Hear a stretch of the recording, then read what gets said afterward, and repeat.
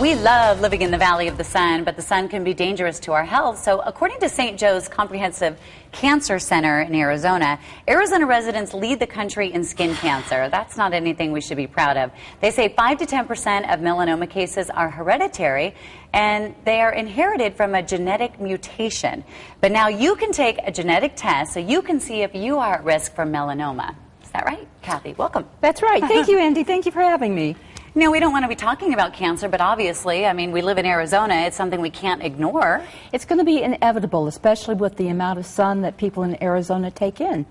So tell me about this test that they have out there. Well, we know that there are some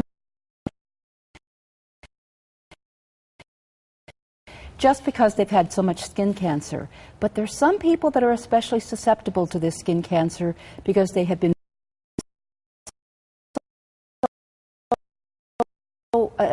have a greater chance for some other cancers because of this genetic mutation.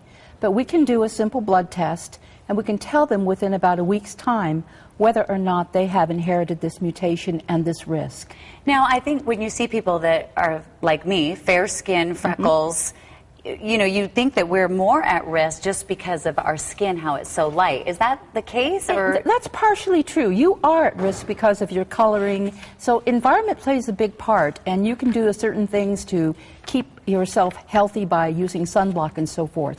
But if you have one of these genetic mutations, your risk for melanoma increases to about 76% over 1% with the population background. Well, how can we prevent it? Obviously, if we have the gene, then we're going to get it, or the odds are pretty good we're going to get it. Well, you need to minimize your sun exposure, use sunblock, use common sense, all things in moderation.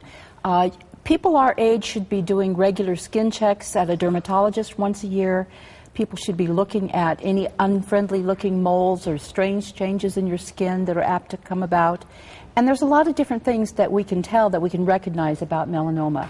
You will see a mole that starts to take on kind of a funny shape. Maybe you've had it all of its life, and it starts to look unusual. Do a lot of them start within these moles? Is that why you really keep an eye on them? They really can. They really can. These are moles gone bad. Yes, they are. And so the borders start to look irregular. We've got some ABCs, if you'll see there. The asymmetry, the sides aren't even, the borders are irregular. The color starts to get kind of funky. You'll get different shades of black and brown.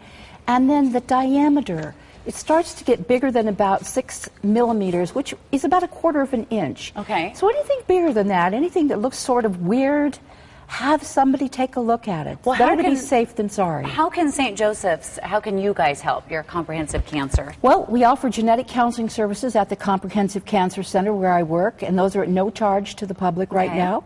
People can come in and we can sit down and we can talk about the family history. Anybody who's had more than one melanoma themselves, more than 2 individuals in the family with melanoma, and here's another clue. If you have melanoma and pancreatic cancer in your family, that is an especially risky... Bad combination. Bad combination. Okay. We should sit down and talk about it. It can't hurt to talk. We might decide to do some genetic testing, and it could save your life. Thank you very much. Yes. Good to know. You definitely welcome. want to make sure that you are on top of something like this, and we're going to have more information on our website as well.